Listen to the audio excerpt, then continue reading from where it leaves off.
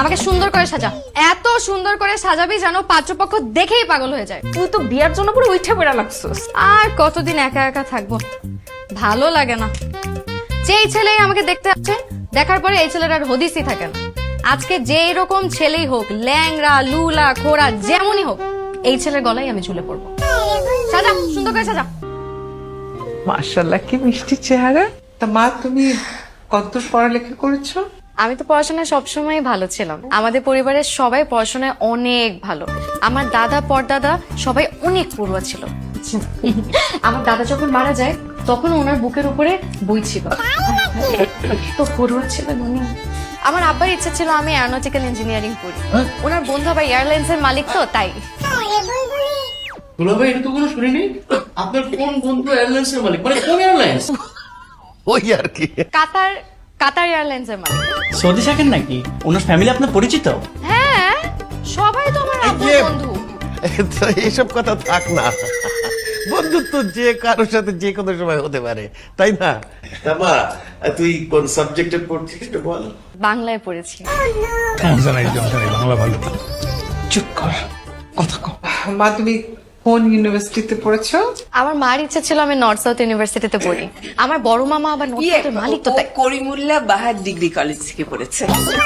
করিমুল্লাহ বাহার degree college. আপনারা একটু নিন না, বুলবুলি মা সবাইকে একটু আপ্যায়ন করুন। হ্যাঁ প্লিজ, নিন না নিন না। আপনারা আসবেন শুনে 20 কেজি মিষ্টি প্রিমিয়াম সুইটস থেকে নিয়ে আসছে। আপনারা কিন্তু রাতে খেয়ে যাবেন। হ্যাঁ, নান্না চাচাকে দিয়ে নিজের হাতে বিরিয়ানি রান্না করেছে, 5টা খাসি জবাই দিয়েছে। রান্না বাবুর্চি আপনাদের আত্মীয়? রান্নাই, তবে সেই রান্না না। আমাদের বাসার পাশে হোটেল আল ছালাদিয়ার বদিউল আলম নান্নু ওরফে রান্না করছি রান্না। ছাড়া দিয়ে বস্তা দিয়ে যেটা দিয়ে ঢাকা হোক, কোনো সমস্যা নাই। ওই নান্ন বাবুর্চির খেয়ে যাবো আমরা। কথা বলিস কেন? আমার মনে হয় কি, কোনো সিদ্ধান্ত নেওয়ার আগে ছেলে মেয়ে একটু আলাদাভাবে কথা বলুক। মানে সংসার তো ওরাই করবে, ওদের মতামতের একটা দাম আছে, তাই না? ফাইজা, যাও মা, ওদেরকে একটু ওইদিকে নিয়ে যা। মিষ্টি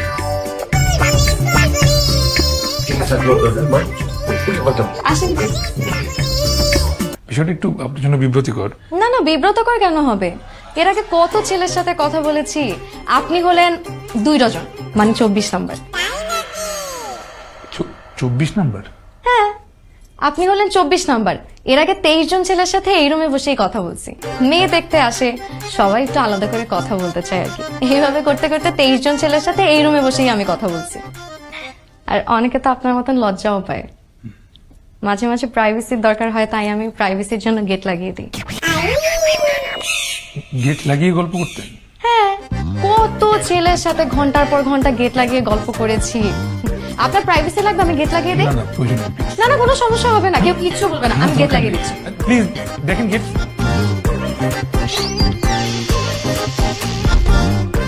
গেট লাগিয়ে দিয়েছি, এখন আর কেউ ডিস্টার্ব করবে। বলেন কি বলবেন? জি, এটা কত দিলেন? 200 টাকা?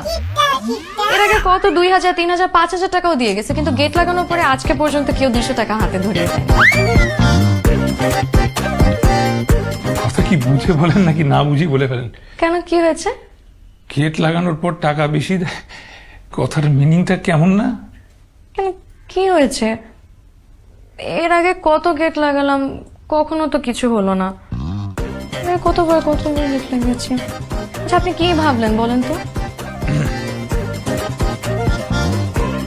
ও, এইবার ছি ছি ছি ছি।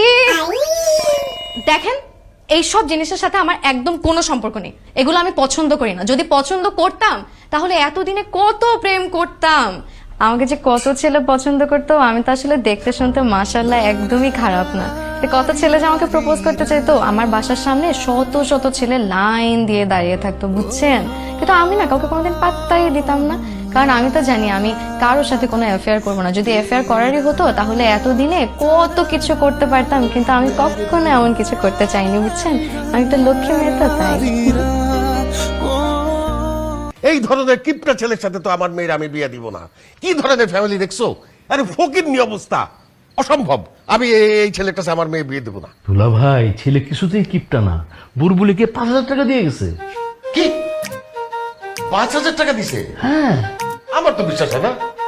বুলবুলি, এই বুলবুলি, এদিকে আয়। কি রে, ছেলে নাকি তোরে 5,000 টাকা দিছে? হ্যাঁ 5,000 টাকা দিয়ে গেছে, আরো দিতে চাইছিল আম্মা, বুঝছো, আমি নেই নাই। দুলা ভাই দেখলেন, ছেলে কিপটা না, ছেলে হচ্ছে মিতব্যয়ী। এই যুগে সংসার চালাতে গেলে মিতব্যয়ী ছেলেরই দরকার, বুঝছেন দুলা ভাই? আমি বুঝতে পারছি আপনার মনের সন্দেহ এখনো যায় নাই। আচ্ছা একটা কাজ করি, বুলবুলি ছেলের সাথে কোনো রেস্টুরেন্টে বসুক, টাইম পাস করুক, আমরা দেখি না বুলবুলিকে ওই ছেলে কেমন ভাবে ট্রিট দেয়, তাহলে তো আমরা বুঝতে পারবো ছেলেটা কেমন। কি বলো আপা? আমারও তাই মনে হয়, ওরা রেস্টুরেন্টেই বসুক।